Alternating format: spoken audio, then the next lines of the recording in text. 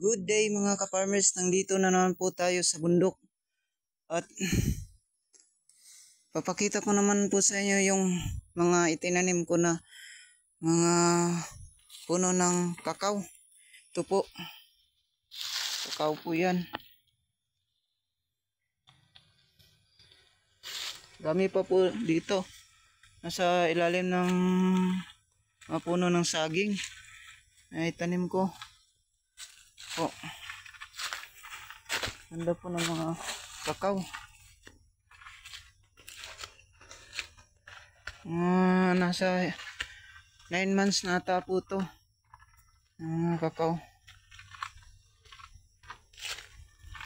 Mahigit 300 po ito. Lahat ng naitanim ko dito. Mga 10 lang ata yung namatay. Dahil nung nakaraang buwan hindi ko po kasi ito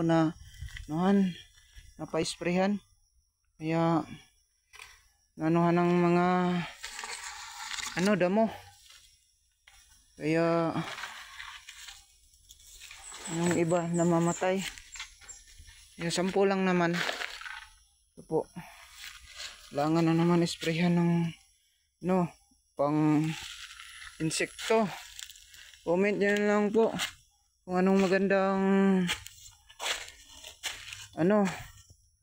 pang spray para sa insekto sa kakao, dahil hindi po talaga ako eksperto sa mga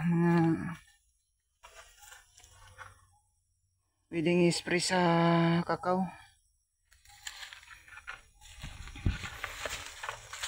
Ito po, dami pa po dito. Yan, hanggang dun po yun sa dulo.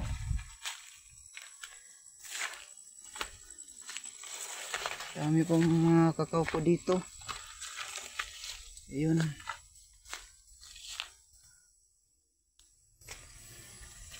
Comment nyo lang po sa baba kung anong pwedeng gamitin na medisina pangpatay ng mga insekto, at ano pa ang pwedeng gawing pag-aalaga sa kakao. Mga ka-farmers, thank you for watching mga ka-farmers. Update ko na lang po kayo sa susunod na mga video.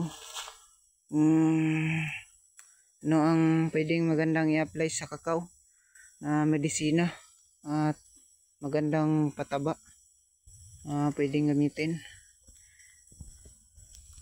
Thank you for watching mga ka-farmers.